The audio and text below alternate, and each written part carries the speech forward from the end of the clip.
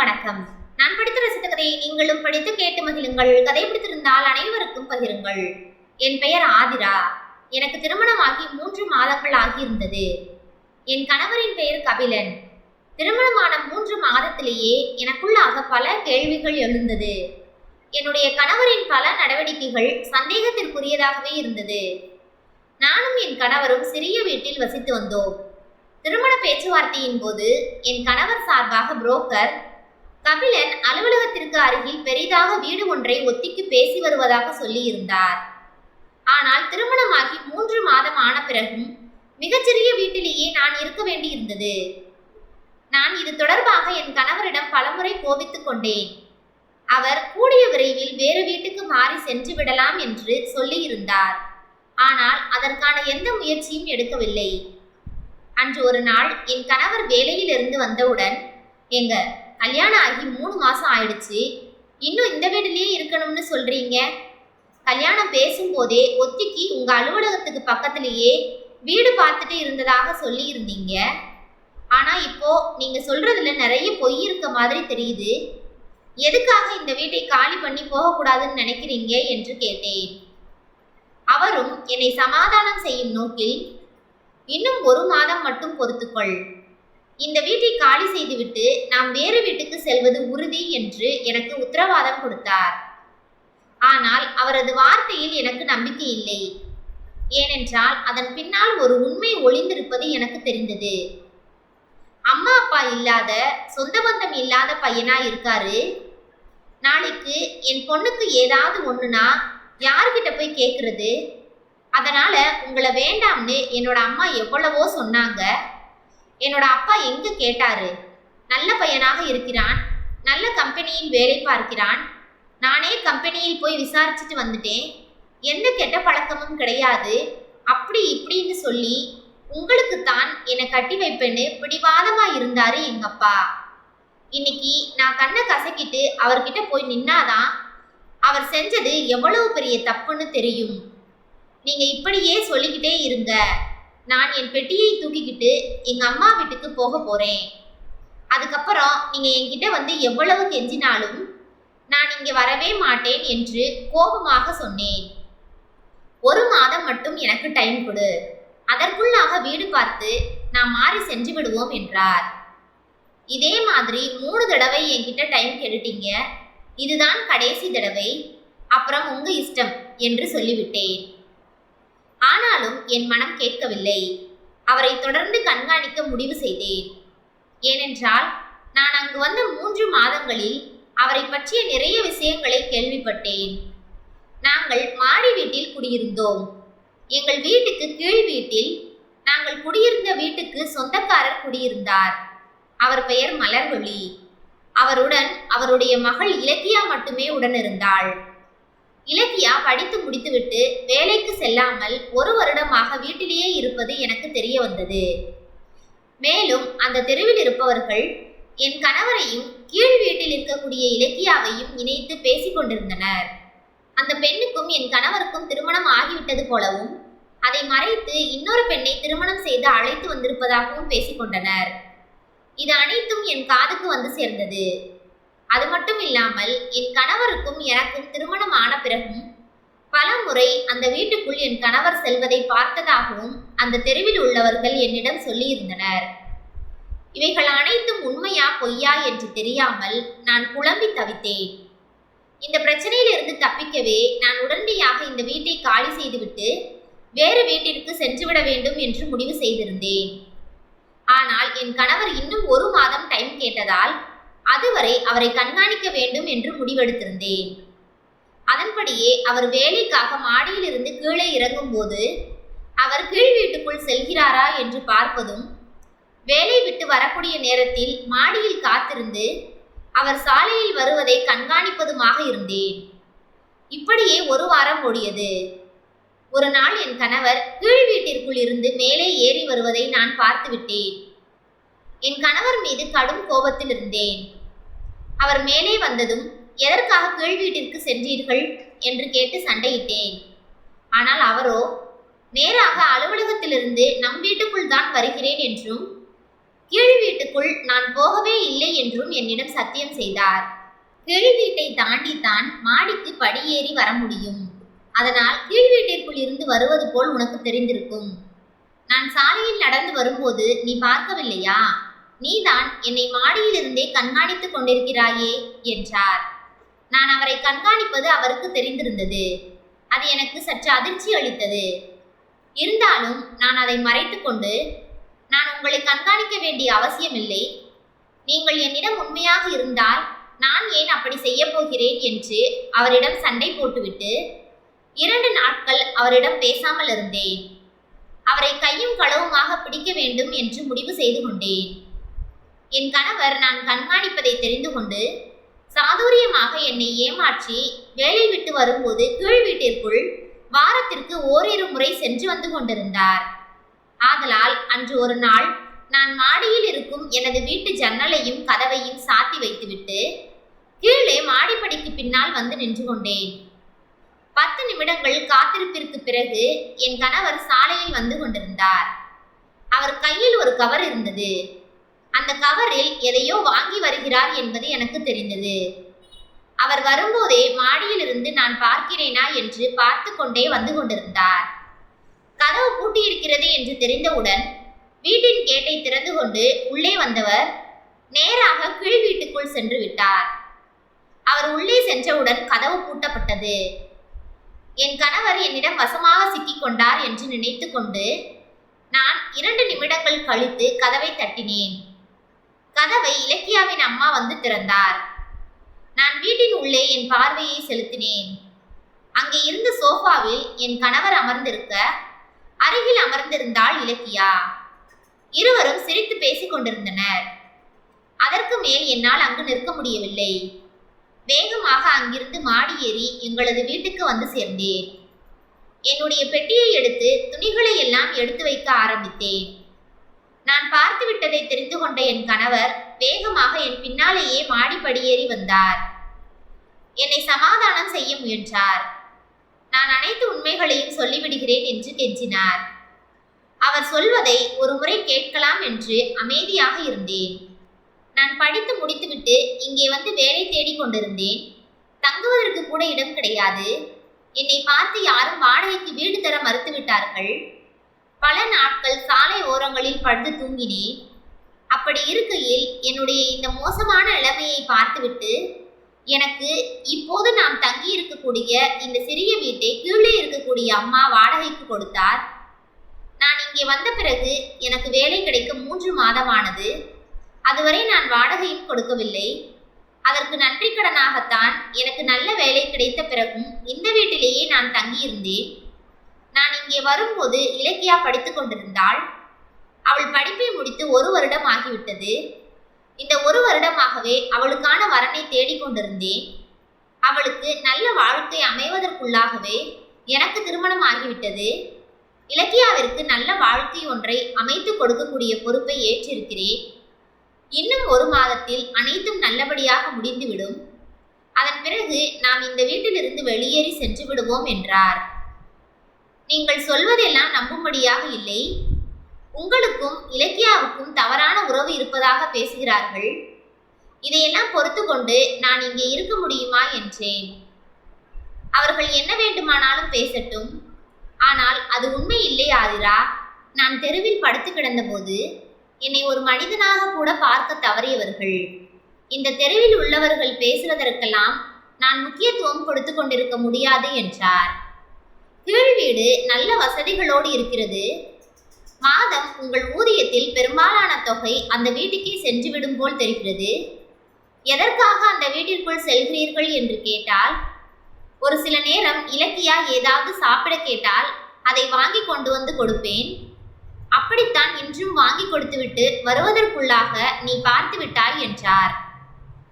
நீங்கள் ஏற்கனவே என்னிடம் 1 மாதம் அவகாசம் கேட்டு 2 வாரம் ஆகிவிட்டது. இன்னும் 2 வாரத்தில் இந்த வீட்டை காலி செய்ய வேண்டும். வீடு பார்த்து விட்டீர்களா என்று கேட்டேன். வீடு பார்த்து விட்டேன். நாளைக்கு ஞாயிற்றுக்கிழமை உன்னை அழைத்து சென்று காண்பிக்கலாம் என்று நினைத்திருந்தேன் என்றார். அப்போதுதான் அவர் சொன்னதில் ஏதோ சில உண்மைகள் இருப்பதை நம்பினேன். இன்றுதான் வீடு பார்த்துவிட்டு வந்தேன். நீ காலையில் எழுந்து தயாராக இரு. நாம் இருவரும் சென்று பார்த்துவிட்டு வருவோம். உனக்கு வீடு பிடித்திருந்தால் அந்த வீட்டிற்கு அட்வான்ஸ் கொடுத்து முடித்து விடலாம். என்னை நம்ப ஆதிரா என்றார் என் கணவர்.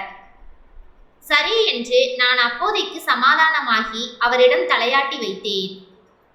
அடுத்த நாள் காலை அவர் சொன்னபடியே ஒரு வீட்டை கொண்டு போய் காண்பித்தார்.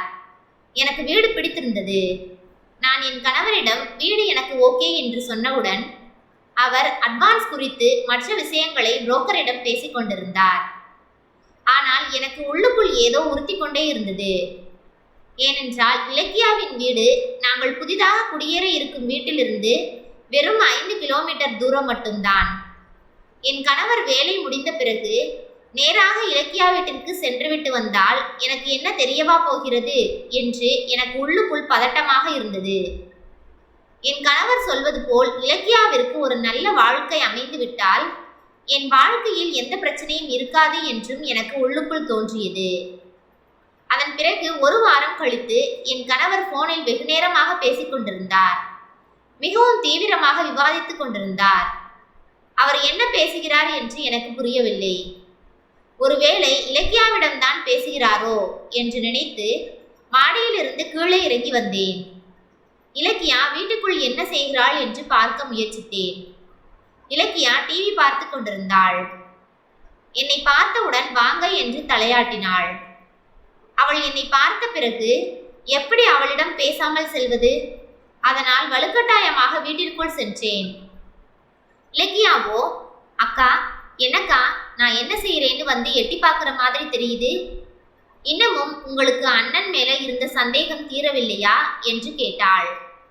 அண்ணன் என்று சொன்னவுடன் எனக்கு அதிர்ச்சியாக இருந்தது.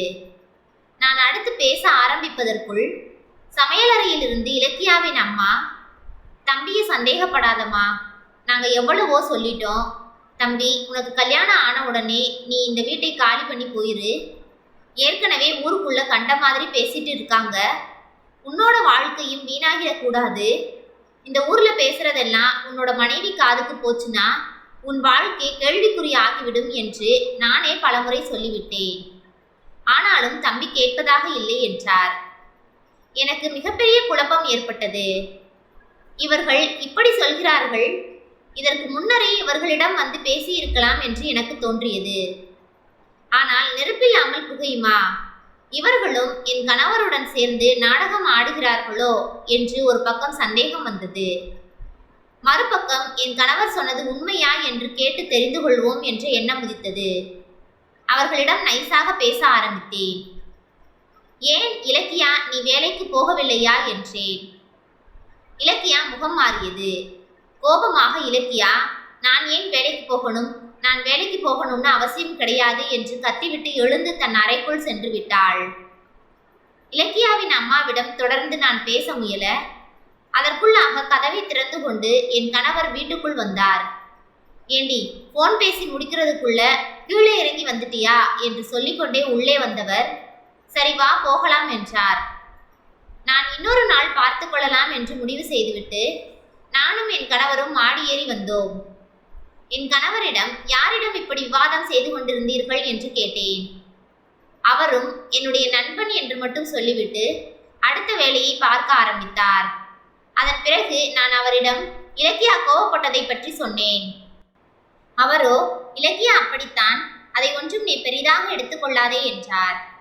அவளுக்கு திடீரென கோபம் வரும், அதனாலேயே 2-3 வருடங்கள் தள்ளி போய்விட்டது என்று சொன்னார். என் கணவர் சொன்னது முழு பொய் என்பது எனக்கு தெரிந்தது. இலக்கியாவின் பின்னால் ஒரு மிகப்பெரிய உண்மை மறைந்திருக்கிறது என்பது எனக்கு விளங்கியது. உண்மையை எப்படியும் ஒரு நாள் தெரிந்து கொள்வேன் என்று மனதிற்குள் நினைத்து கொண்டேன். ஒரு வாரம் ஆனவுடன் என் கணவர் சொன்னபடி வீட்டை காலி செய்து நாங்கள் புது வீட்டிற்கு குடிவந்தோம். ஒரு வாரம் கழித்து என் கணவர் வேலைக்கு சென்ற பிறகு இலக்கியா வீட்டிற்கு சென்றேன். அவர்களை பார்த்து பேசிவிட்டு வருவோம் என்பதற்காக சென்றேன். வாசலில் நான் நிற்கும் போதே வீட்டுக்குள்ளிருந்து ஒரு ஆணின் சிரிப்பு சத்தம் கேட்டது. கூடவே இலக்கியாவின் பேச்சு சத்தமும் கேட்டது. யாராக இருக்கும்? என் கணவர் வேலைக்கு செல்வதாக சொல்லிவிட்டு சென்றாரே, ஒருவேளை அவராகத்தான் இருக்குமோ என்று நினைத்து கொண்டே கதவை தட்டினேன். இலக்கியா வந்து கதவை திறந்தாள். முன்னர் நான் இலக்கியாவை பார்த்ததற்கும் தற்போது பார்ப்பதற்கும் நிறைய வித்தியாசங்கள் இருந்தது. அவள் முகம் முழுக்க பூரிப்பால் மின்னியது.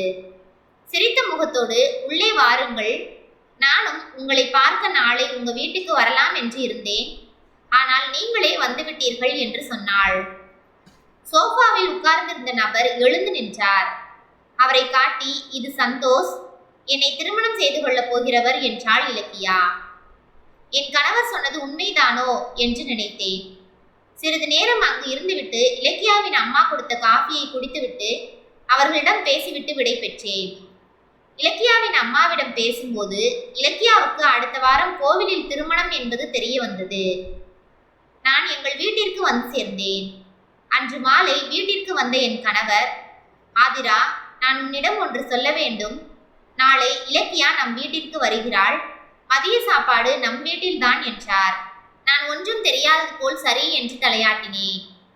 நேற்றுதான் சந்தோஷ் வெளிநாட்டிலிருந்து வந்திருக்கிறான். இனி நாம நிம்மதியாக இருக்கலாம் என்றார் என் கணவர். இப்பவாவது உண்மையை சொல்ல முடியுமா? நீங்க சொன்னதுல பாதிக்கு மேல பொய்யின்னு எனக்கு தெரியும் என்றேன். அவரோ, இனி உண்மையை சொல்றதுல எந்த பிரச்சனையும் இல்லை ஆதிரா. இலக்கியாவோட அம்மா எனக்கு வீட்டை வாடகைக்கு கொடுக்கல. என்னோட நண்பன் சந்தோஷ் தான் இலக்கியாவிடம் சொல்லி வீடு ஏற்பாடு செய்து கொடுத்தான். இலக்கியாவும் சந்தோஷும் காதலித்து வந்தனர். 3 வருடங்களுக்கு முன் சந்தோஷ் வெளிநாட்டுக்கு சென்றான். என்னை போலவே அவனும் யாரும் இல்லாத அனாதைதான். அவன் 1 வருடத்திற்கு முன்பே இங்கே வந்திருக்க வேண்டியது. ஆனால் ஏதேதோ காரணங்களால் வர முடியாமல் போனது. சந்தோஷ் இலக்கியா திருமணம் முடியும் வரை அவர்கள் இருவரின் காதலை வெளியில் சொல்லாமல் இருப்பதுதான் நல்லது என்று நான் முடிவு செய்திருந்தேன். ஒருவேளை சந்தோஷ் வராமல் போய்விட்டால் இலக்கியாவிற்கு வேறு ஒரு வாழ்க்கை அமையாமலேயே போய்விடும். சந்தோஷ் 5 முறைக்கு மேல் வருகிறேன் வருகிறேன் என்று சொல்லி வராமல் இருந்து விட்டான். அதனால்தான் இலக்கியா அடிக்கடி கோபப்படுவாள். என்னிடம் அடிக்கடி சந்தோஷ் என்னை ஏமாற்றி விட்டானா அண்ணா என்று கேட்பாள். என்னை அண்ணா என்று அழைத்த இலக்கியா வாழ்க்கையில் நல்லது செய்ய வேண்டும் என்று நினைத்தேன். சந்தோஷை பேசி நான் தான் வரவழைத்தேன் என்றார். இலக்கியா சந்தோஷ் திருமணம் கோவிலில் அமைதியாக நடந்து முடிந்தது. அவர்களுக்கு திருமணம் முடிந்த நொடியில் என் கண்களில் இருந்து கண்ணீர் வந்தது. அது சந்தோஷத்தின் கண்ணீரா அவமானத்தின் கண்ணீரா என்று எனக்கே புரியவில்லை. வீட்டுக்கு திரும்பிய பிறகும் என் மனம் மட்டும் அமைதியாகவில்லை. உண்மை தெரிந்துவிட்டது என்பதால் மனம் நிம்மதியாக இருக்க வேண்டும். ஆனால் அதற்கு மாறாக என் உள்ளம் கனமாக இருந்தது. அன்று இரவு சாப்பாடு முடிந்த பிறகு நான் என் கணவரை பார்த்து மெதுவாக கேட்டேன், கபிலன், நீங்க என்னை நம்பலையா? நான் உங்களை புரிஞ்சுக்க மாட்டேன்னு நினைச்சீங்களா? அதனால் தான் உண்மையை மறைச்சீங்களா என்று கேட்டேன். அவர் என்னை பார்த்தார். முதல் முறையாக அவரது கண்களில் பயம் இருந்தது. அது என்னை இழக்கப் போகிற பயம். ஆதிரா, உன்னை நம்பலேன்னு இல்ல, உன்னை இழந்துடுவேன்னு பயந்தேன். இலக்கியா மற்றும் அவங்க அம்மாவோட வாழ்க்கையில் ஒரு தவறான பழி விழுந்தால் அதிலிருந்து வெளியே வர முடியாதுன்னு எனக்கு தெரியும். உனக்கு உண்மை தெரிஞ்சா மற்றவர்கள் மாதிரி நீயும் என்னை சந்தேகப்படுவேன்னு பயந்தேன் என்றார்.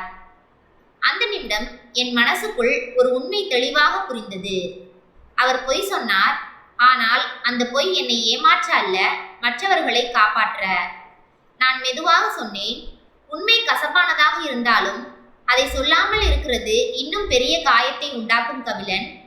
நீங்க செய்தது தியாகம்தான். ஆனா அந்த தியாகத்துல என் மனசையும் சேர்த்து நொறுக்கிட்டீங்க என்றேன். அவர் அமைதியாக தலை குனிந்தார். மன்னிச்சிடு ஆதிரா, இனிமே நம்மளோட வாழ்க்கையில் எந்த உண்மையையும் உன்னிடம் மறைக்க மாட்டேன் என்றார். அதன் பிறகு என் கணவரை நான் கண்காணிக்கவும் இல்லை. அவர் என்னிடம் எந்த உண்மையையும் மறைக்கவும் இல்லை. அதுதான் ஒரு திருமணத்தின் உண்மையான வெற்றி. எங்கள் வாழ்க்கை அன்று முதல் இன்று வரை வெற்றிகரமாக சென்று கொண்டிருக்கிறது. நன்றி. கதை பிடித்திருந்தால் லைக் பண்ணுங்க, ஷேர் பண்ணுங்க, சப்ஸ்கிரைப் பண்ணுங்க. உங்களுடைய கருத்துக்களை கமெண்ட் பாக்ஸில் தெரிவிக்கவும். தங்கள் ஆதரவிற்கு நன்றி.